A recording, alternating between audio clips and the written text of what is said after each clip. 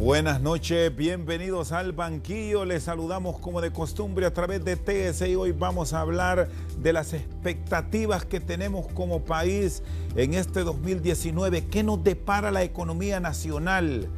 Las dificultades que se vivieron en el año recién pasado continuarán este año. ¿Hacia dónde se debe orientar la política económica de Honduras para mejorar?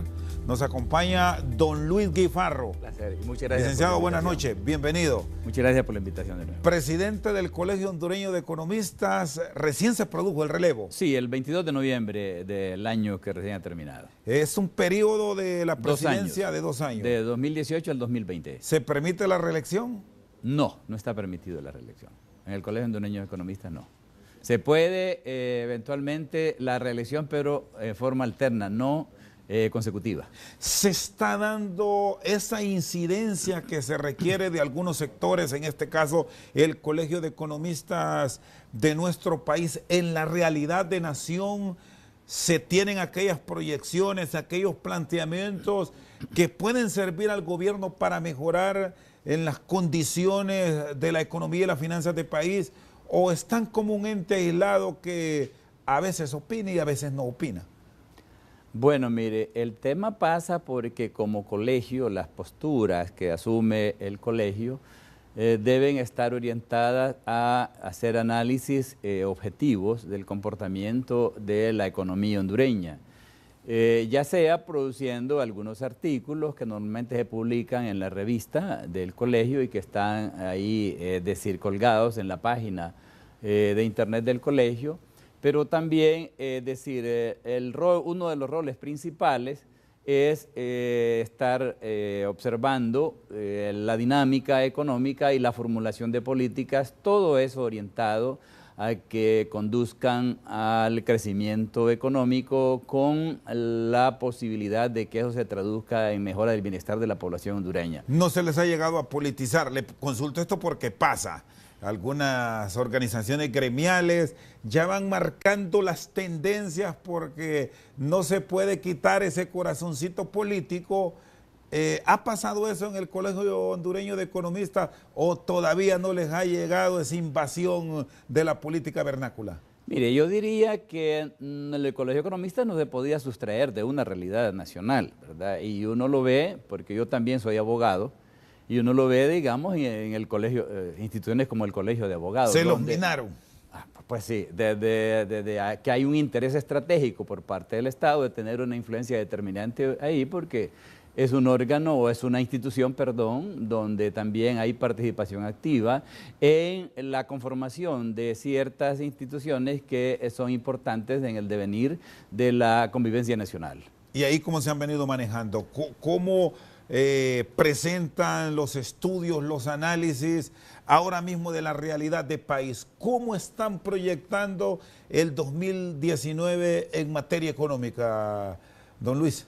Mire, como ya decíamos, creo que, y así debe de ser, el rol del colegio debe ser desde una posición objetiva, reflexiva y crítica, porque mire, yo soy un convencido, y eso lo enseño como docente en la carrera de economía, de que la economía tiene sentido siempre y cuando se traduzca en un bienestar para la población. De manera pues que con respecto a lo que usted manifiesta de las expectativas que podemos abrigar y como institución el Colegio de Economistas para el 2019, es que precisamente los indicadores nos están diciendo que el desempeño de la economía para el 2019 más o menos va a tener similar comportamiento como los indicadores con que se van a cerrar o se cerraron en el 2018. Todavía está en procesamiento o falta procesar cómo se cierran las cifras finales para el 2018. Pero si uno se hace eco de publicaciones del Banco Mundial, de la Comisión Económica para América Latina y del mismo programa monetario que formula el Banco Central, entonces uno ve que en cuanto a los indicadores macroeconómicos, respecto a la tasa de crecimiento que andará del PIB, que andará alrededor de 3.8, que es la expectativa también con que cierre el 2018, Entonces, es la misma para el 2019. Más o menos el déficit del gobierno central y de la administración central que anda entre 2.6 a un 3%. ¿Es el crecimiento adecuado para una nación como Honduras estar en estos valores que nunca están pasando, por lo menos en los últimos años, de ese 4%, don Luis? Mire, a mí me encanta que usted maneje el programa bajo esta dinámica, porque yo creo que el punto es que nosotros reflexionemos si eso es el adecuado para que esto se traduzca en bienestar para la sociedad hondureña. Y entonces miramos que con un crecimiento de 3.8% y una población que crece a un ritmo de 2.7% anual, entonces, es decir, no estamos contribuyendo en términos muy precisos y muy holgados para reducir la pobreza en Honduras. Porque el tema fundamental que tenemos en Honduras es el tema de pobreza. De manera pues que de 10 hondureños que usted puede, es decir, tomar como un parámetro, una referencia, una medida, de 10 hondureños que usted considere, 6 son pobres y más de 4 son extremadamente pobres que están viviendo con menos de $2 diarios. Eso es hasta cierto punto indigno. Y entonces debemos de revestirnos entonces de un poquito de más responsabilidad para que eso no esté ocurriendo, que no esté ocurriendo. Las condiciones objetivas en consecuencia para el análisis de qué ocurre con estos fenómenos migratorios que ahora se han venido a visibilizar con el tema de las caravanas, hay que buscarlos ahí. No estamos generando las oportunidades para que los hondureños dejen de emigrar. Y esas oportunidades se originan principalmente por actos de emprendimiento que produzcan los empleos para que la gente tenga oportunidades en el país. Este es un punto clave, encontrar los nichos ideales para tener una economía más robusta. ¿Están los programas diseñados para encontrarlo? ¿Visualizan ustedes los economistas que en el escenario actual del país tenemos esos puntos ideales para mejorar las condiciones de estos hondureños o no? Mire, sobre lo que usted ha dicho, los nichos, mire, no podemos partir de una premisa que pongamos en perspectiva eso. Por lo siguiente, mire, la economía responde a incentivos. Y esos incentivos están en la percepción de los que deciden poner en riesgo un patrimonio, ya sea con recursos propios o con recursos de crédito. Porque hay que ver que cualquier emprendimiento que usted decida hacer está determinado por incentivos. ¿Y cuál es el principal incentivo? Que el emprendimiento que usted va a hacer tenga las mayores expectativas de rentabilidad posibles. Y entonces esas expectativas de rentabilidad, pues para determinarlas, como siempre será medido por un resultado, entonces debe de manejar pues lo que por otro lado se conoce la estructura de los costos. De manera pues que hay muchas actividades que en el país, yo les enseño a mis alumnos que cuál es una actividad que sin pensarlo mucho podemos hacer en emprendimiento. Es decir, las opciones para insertarnos en la industria de los alimentos, porque tenemos una población creciente. ¿En términos de qué? De un pequeño restaurante, un puesto de comida, porque tenemos una población creciente. Ahí no hay mucho riesgo, porque también las barreras de entrada son bajas. ¿Qué queremos dar a entender por barreras de entrada? Que los costos para realizar un emprendimiento no son muy altos. De manera pues que hay varias actividades económicas en que, dependiendo de las percepciones que tengan los agentes fundamentales en la economía, y ¿a qué me estoy refiriendo? A los inversores, perciban de que hay una oportunidad para generar negocio, pues obviamente hacia ahí se van a ir sin previamente medir qué nichos son los que pueden ofrecer las mejores expectativas. Y tenemos creado los incentivos adecuados en el país para esa motivación de inversión, y no solo la local, sino miremos la externa que también contribuye a ese desarrollo. Bueno, mire, aquí hay que entender lo siguiente. Ya hemos dicho, sentemos como premisa que la inversión está determinada por los incentivos. Y esos incentivos son multifactoriales. ¿Qué queremos dar a entender eso? Primero, para que se afinque o para que se establezca una inversión, es necesario que haya un clima apropiado para los negocios. Lo tenemos. Y ese clima apropiado de los negocios empieza primero por desarrollo de infraestructura física, lo que se llama la red logística que debe facilitar o que facilite los negocios. Y esa estructura física es carreteras, puertos, aeropuertos, buena conectividad, servicios de internet, buen suministro de energía eléctrica, etcétera, etcétera. Pero además de eso, necesitamos que hayan facilidades y en esto cada cuanto. Instituciones como el Banco Mundial publica ranking del país de cómo ha logrado, si ha bajado o ha subido en términos de mejorar la competitividad para el establecimiento de empresas. Entonces necesita, y eso se mide por las facilidades, o sea, la reducción de la tramitología para constituir un negocio. Ya tenemos eso, la parte logística, trámites. Por otro lado, también hay un problema de la percepción del indicador de la corrupción en Honduras, que también esto suma. También tiene que determinar los costos del uso del capital, y eso es lo que llamamos el interés. Pero también en Honduras, mire, hay que tomar en cuenta algo determinante para decidir y para que una inversión pueda realizarse en el país. Y esos aspectos determinantes son la seguridad, tanto física como jurídica. Una persona, un inversionista que ya ponga en lisa, como dicen, un capital de unos 10 millones de dólares, tiene que estar seguro si en el país se van a honrar las obligaciones. Y cuando usted le toque dirimir a una persona esta, le toca dirimir un litigio, eso que tenga seguridad que se va a resolver con el derecho. Y de todos estos elementos que me ha enumerado, ¿en cuántos cumplimos, en cuántos estamos bien, que permite que venga inversionista local y externo y ponga la plata para el desarrollo de sus emprendimientos?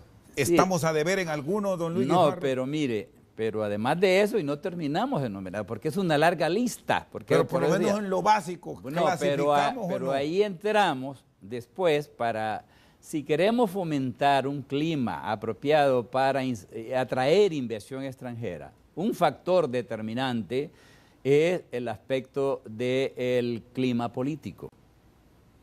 Porque nadie se va a aventurar a arriesgar un patrimonio si no hay, es decir, por parte de esa persona o esa entidad que lo quiere hacer, la percepción de que no existe la seguridad necesaria para arriesgar su propio patrimonio, pues, o para arriesgar un capital. De manera pues que el tema político en la dinámica de la actividad económica está muy correlacionado y tiene una incidencia fundamental, porque nadie invierte en un clima de incertidumbre. Es necesario entonces avanzar en generar esa confianza en el ámbito político para que podamos nosotros presentar indicadores más favorables en términos de atraer inversión. Honduras, desde hace ya alrededor de unos 6 años, está anclada con una inversión que promedia entre 1.000, 1.100, 1.200 millones de dólares como inversión externa. Y no se pasa de ahí. Si lo comparamos, digamos, con países como Costa Rica, tiene 3 veces esa inversión extranjera, y no digamos con Panamá, que tiene como alrededor de 6 veces esa inversión extranjera. De manera pues que ahí eso ya nos está denotando que hay factores que todavía no hemos resuelto mejorar en el país para atraer más inversión. Está con nosotros esta noche al banquillo el presidente del Colegio Hondureño de Economistas, Luis Guifarro. En breve continuamos.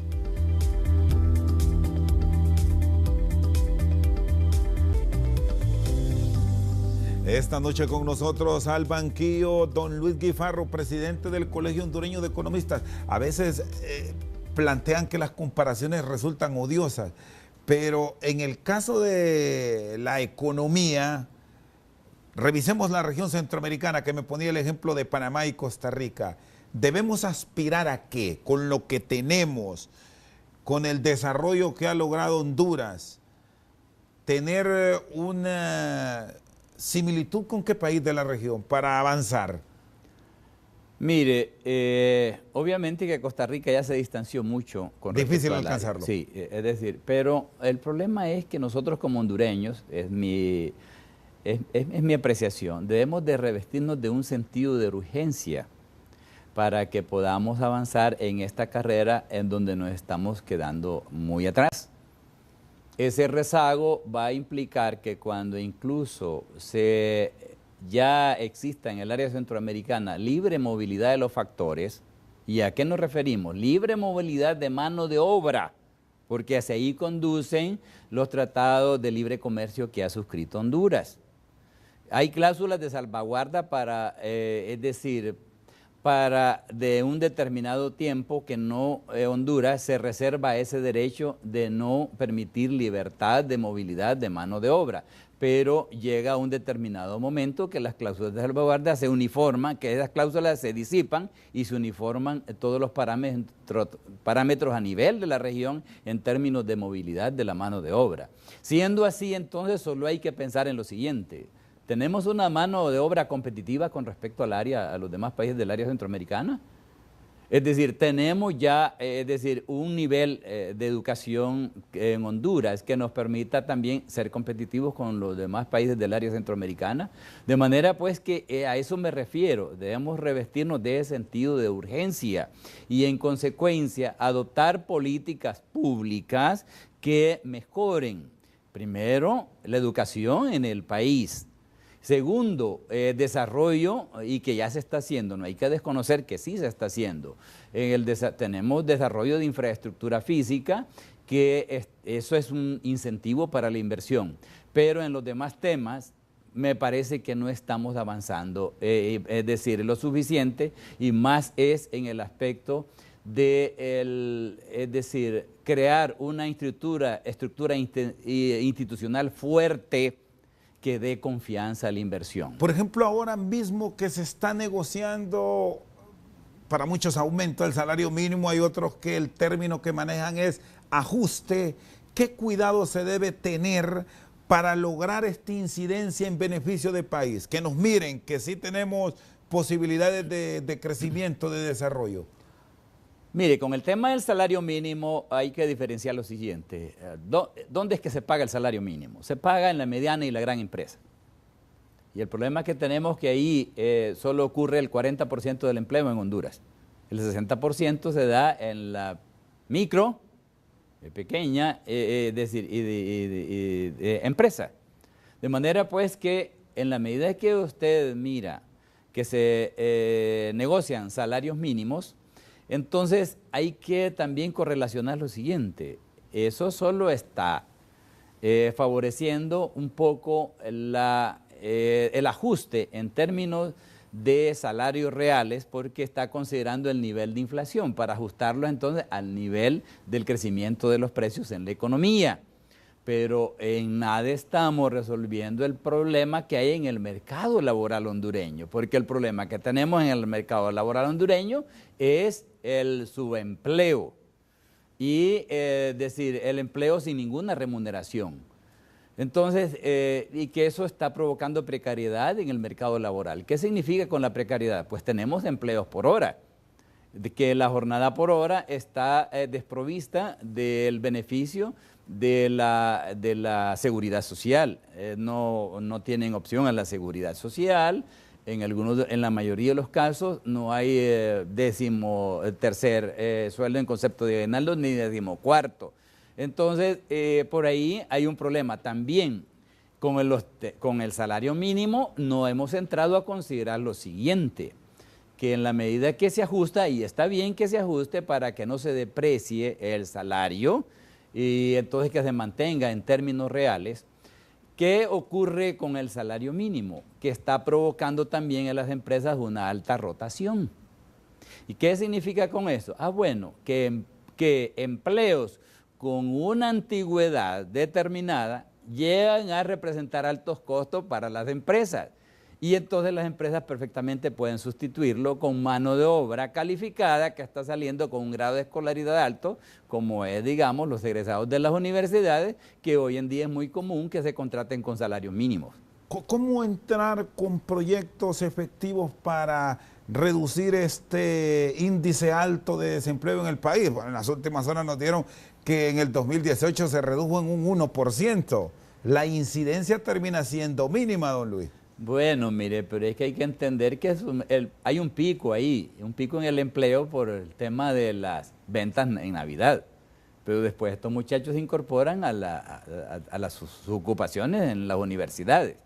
Entonces este leve repunte hay que considerar lo que es el producto de qué, de la actividad un poquito más dinámica que se dio en el comercio con ocasión de las fiestas navideñas.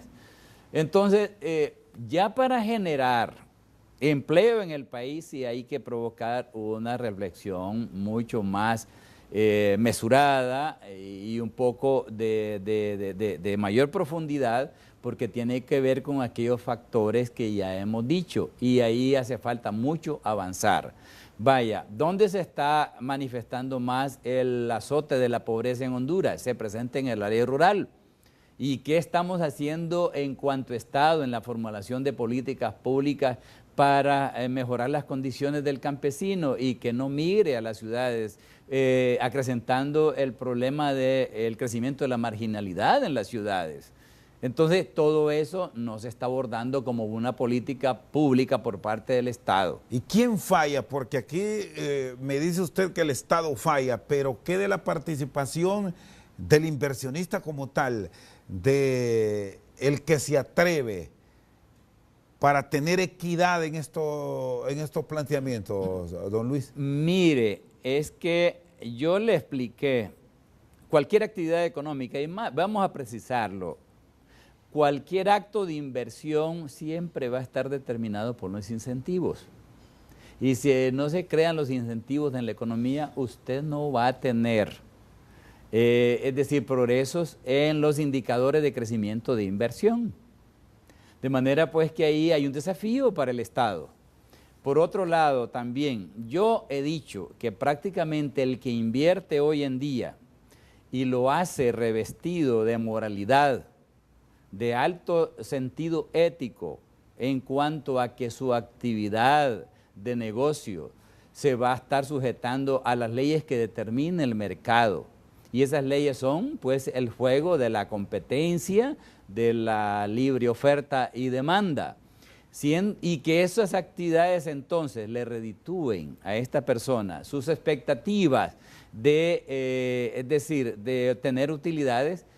Esas actividades hoy en día yo diría que casi podríamos decir que configuran una especie de empresarios que casi son héroes, porque hoy en día muchas de las actividades que se emprenden en el país es con un propósito de ver cómo se hacen negocios con el Estado. Y si no, miremos las situaciones que estamos confrontando a nivel de país, con la proliferación de empresas, pero que son de fachada, lo que se llama empresas de maletín para hacer pingües negocios con el Estado, y entonces lo hacen que haya con un propósito de defraudar al Estado.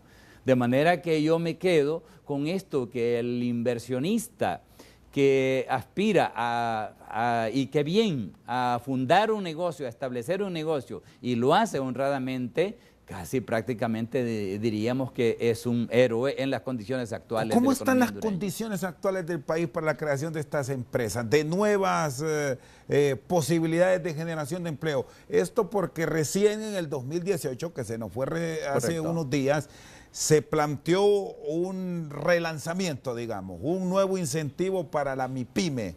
Incluso hay exoneraciones. ¿Es lo ideal o solo fue por salir del paso?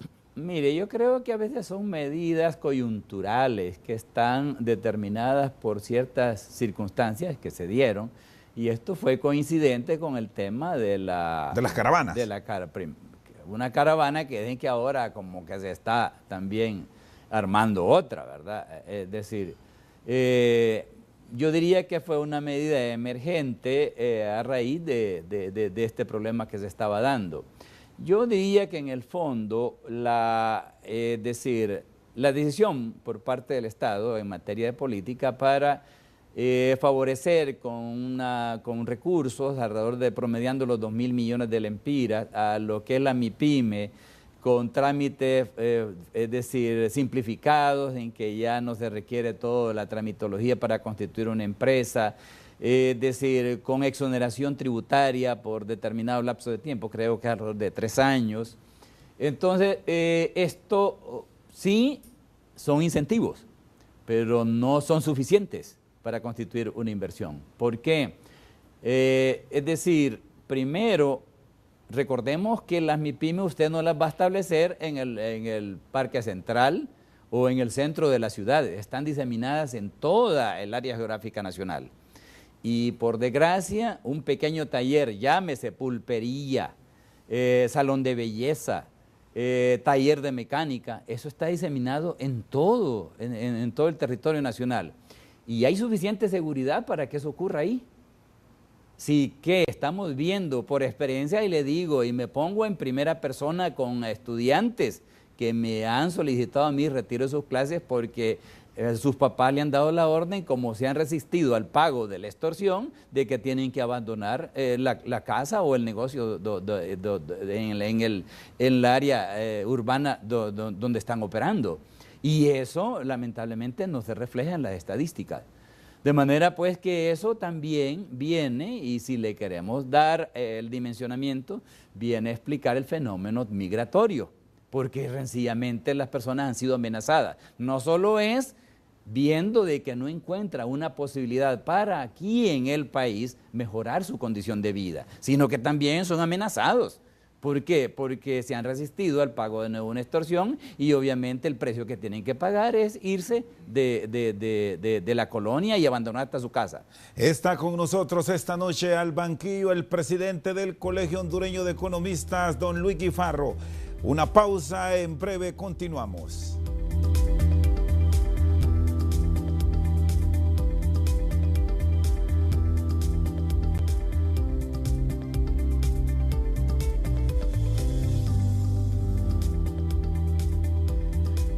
Sigue con nosotros esta noche al banquillo el presidente del Colegio Hondureño de Economistas, don Luis Guifarro, que tiene muchos años de experiencia en el Banco Central de Honduras, es abogado, pero se decantó por la economía. No, ejerce la primero profesión. Me gradué como economista, después obtuve una maestría en la universidad, soy de la 7ª promoción de la maestría en Administración de Empresas, que yo creo que ya está arriba de la 50 promoción. Y después me hice abogado y trabajé, obviamente, soy jubilado del Banco Central, trabajé 30 años en esta institución. Usted que ha estado ahí en la enseñanza, licenciado Guifarro, de la universidad y la formación de nuevos talentos, ¿es momento para hacer revisiones? ¿Considera que, aquí nos dice, hay mucho administrador de empresas, hay mucho periodista, mucho abogado, se deben orientar hacia otras carreras de mayor productividad? Mire, yo creo que eso ya concierne a una política institucional que la está diseñando la universidad como institución. Pero sí es oportuna su apreciación en el sentido que la oferta académica de la universidad debe estar correlacionada con la demanda que existe en el mercado para los empleos, ¿sí? De manera pues que en ese sentido sí ha existido de algún momento a esta parte una diversificación de la oferta por parte de la universidad, y me estoy refiriendo a la creación de nuevas carreras. Hay carreras que yo tuve el gusto de asistir a la inauguración, y es una carrera de mayor crecimiento, que es esta carrera nueva en la universidad, que es la carrera de nutrición.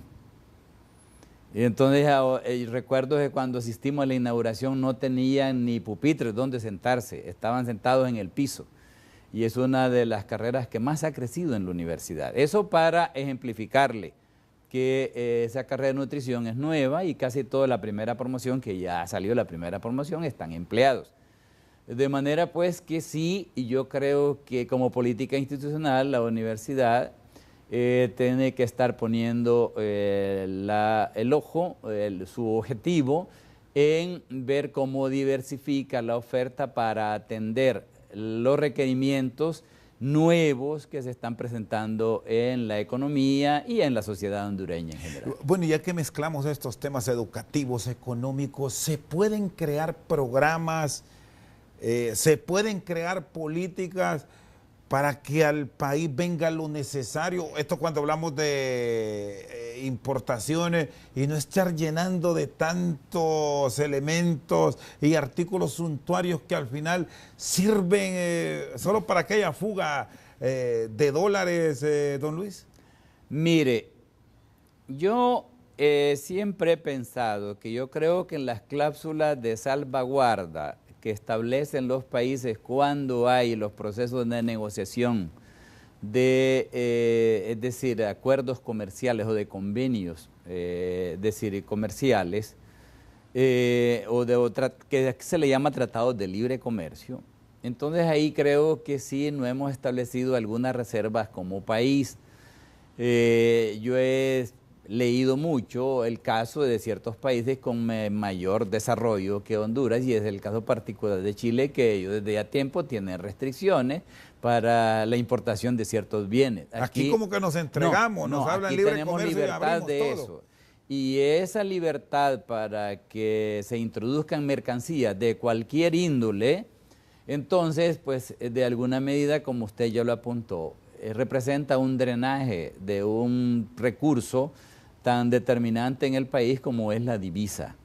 De manera porque en la medida en que usted tenga, mire, nosotros tenemos un problema de un déficit crónico en nuestra balanza de pagos, importamos más de lo que exportamos, y siendo así que ya desde hace 250 años se estableció que un país, por medio de lo que dice la teoría clásica, en materia de economía se estableció que un país se enriquece en la medida que exporte más de lo que importa, pues entonces en Honduras pues tenemos ese serio problema de que no generamos la riqueza por el lado de la relación que tenemos en el comercio exterior, porque crónicamente somos un país que importamos más de lo que exportamos. Y a nivel local estamos generando el valor agregado que se requiere para despachar estos productos con una posibilidad de mejor posicionamiento en el mercado externo. Y aquí podemos citar algunos productos claves. Caso del café, que es una de las referencias nacionales. Y ahí podemos encontrar otros como los camarones, el melón, hortalizas orientales. Sí, es decir, vaya, si analicemos solo con el primer producto. El café, que dijo, es el boom nuestro. El café hace unos 15 años no teníamos ni denominación de origen, ¿verdad? El café hondureño se exportaba, pero a través de terceros países. Y digo que se exportaba a través de Guatemala, El Salvador, porque aquí se exportaba a través de puntos ciegos. Ahora ya hemos avanzado y tenemos ya un mejor posicionamiento del café hondureño en los mercados internacionales, porque ya miramos que ha sido objeto de un proceso ya de transformación hasta en el envasado, no solo el beneficiado, sino que desde la parte del tostado. Y entonces tenemos ya excelente café que se produce en distintas regiones con su denominación de origen y se ha ubicado en nichos de mercado interesantes, es decir, a nivel, digamos, de los países árabes, en lo que es la Unión Europea. Entonces es un producto que se ha posicionado muy bien. Pero digamos, y el otro cultivo que usted dijo, el camarón, pues el camarón nosotros tenemos un ecosistema en que tenemos ventajas comparativas para producir el camarón, porque el ecosistema del Golfo es muy, es decir, es de lo mejor que tenemos para el desarrollo del cultivo de camarón, pero nos hace falta avanzar en diversificar eso para el caso. Todavía es necesario, dependiendo del tipo de mercado, vaya a exportar camarón precocido, y no solo el camarón en la cajita de 5 libras tradicionales que normalmente se hace refrigerado, pues.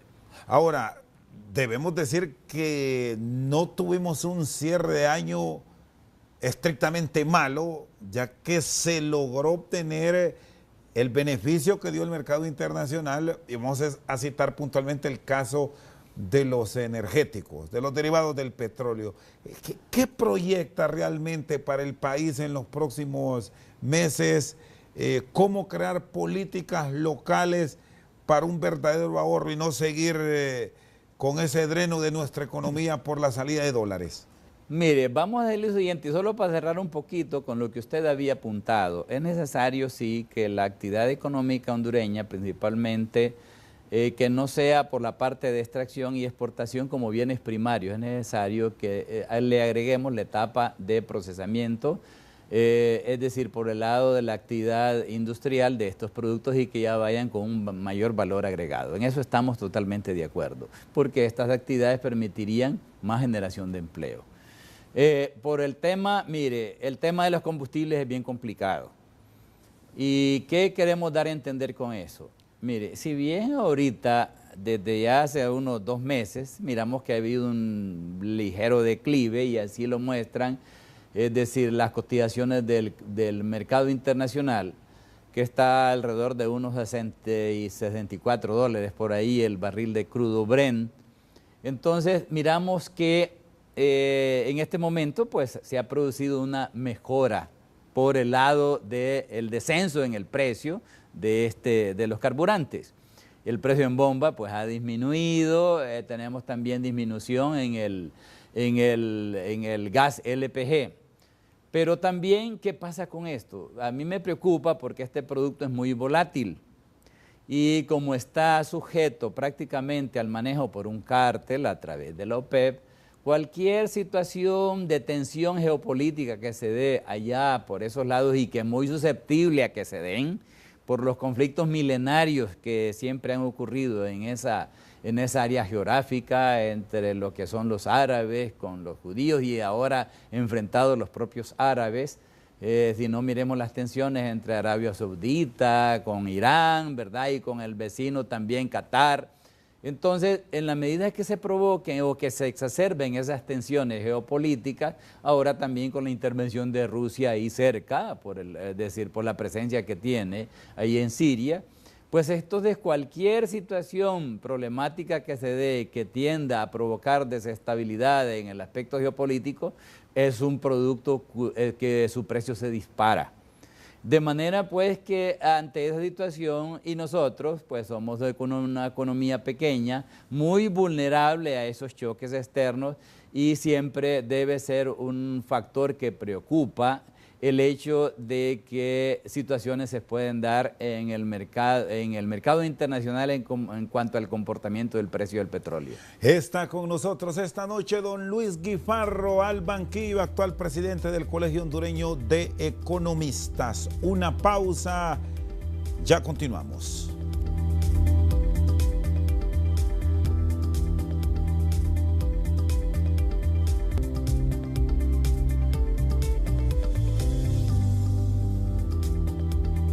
Sigue con nosotros don Luis Guifarro, uno de los grandes objetivos que se planifican para este 2019 a nivel de materia de finanzas, de economía, son los acuerdos con el Fondo Monetario Internacional. ¿Cómo estamos? ¿Lo lograremos? ¿O hay que seguir revisando algunos puntos específicos de entidades de servicio público, don Luis? Mire, creo que ya las revisiones en la primera misión que vino acá, creo que ya las hicieron. Y siempre un punto conflictivo para avanzar en las negociaciones, que creo que hay posibilidades que se arribe a un acuerdo, pero siempre un punto conflictivo es el comportamiento de las descentralizadas, de las instituciones descentralizadas del Estado.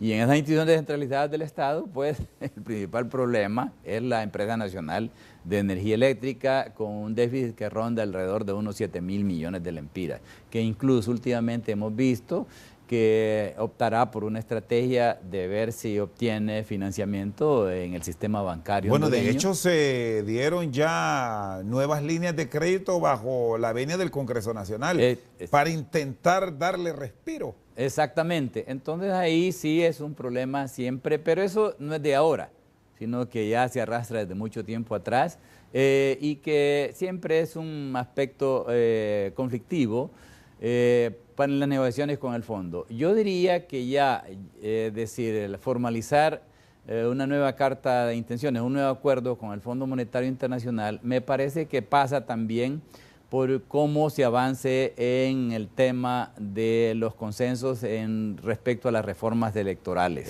¿Es cómplice el Fondo Monetario Internacional o quienes vienen en estas misiones? Porque me dice usted esto del ENE como principal punto negro de la negociación desde ahora, desde hace mucho tiempo. Claro, y siempre terminan firmando. Entonces, sí. ¿Qué ocurre? Bueno, recordemos que Honduras es signatario y miembro del Fondo Monetario Internacional, pues. De manera pues que el Fondo Monetario es una entidad que da asesoría y principalmente es un factor determinante para manejar a veces el posicionamiento del sector externo de la economía, de manera en términos de apoyo financiero.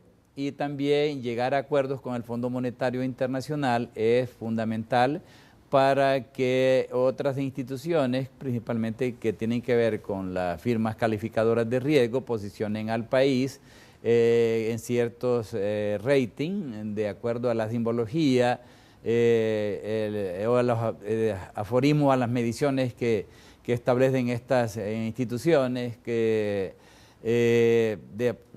están evaluados por el riesgo país. Entonces esto siempre permite dar más certidumbre en cuanto a cómo se percibe el riesgo país por los inversionistas extranjeros cuando el país sale al exterior a colocar deuda pública, sea en bonos soberanos o en préstamos directos con instituciones de financiamiento. ¿Hay forma cómo salvar estas entidades de servicio público y no estar dependiendo de la colocación de bonos soberanos para darles vida, que ya efectivamente pasó con la ENE? Bueno, mire, ahí el tema es de que el tema con la ENE es bastante complicado porque no es de ahora.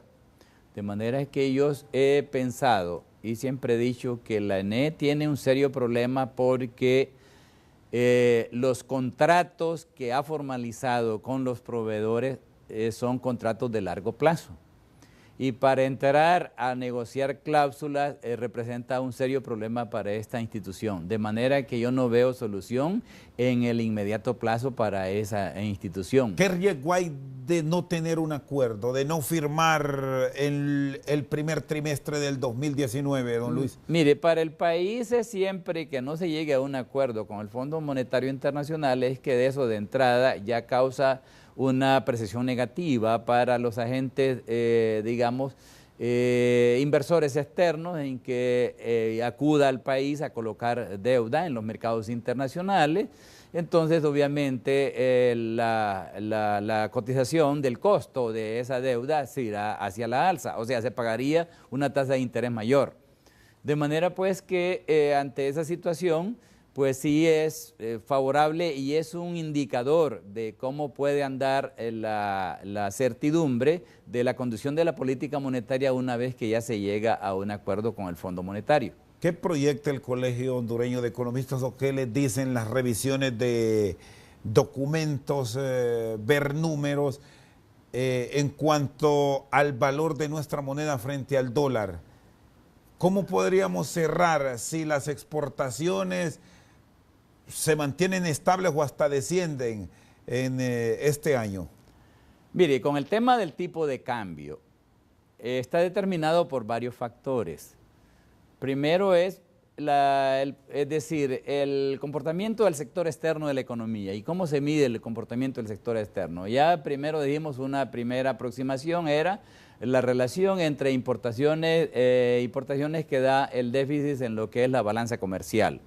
Pero también entonces eso nos dice que hay ciertos, en el tema de lo que es la cuenta financiera del gobierno, que ya tiene que ver con el ingreso de otros factores, es decir, por el lado de remuneración de los servicios, nos dice que si bien hemos tenido pérdidas en el precio de productos como el café y el aceite de la palma africana, pues hemos tenido un poquito de beneficio por el lado de que el precio de los energéticos ha caído.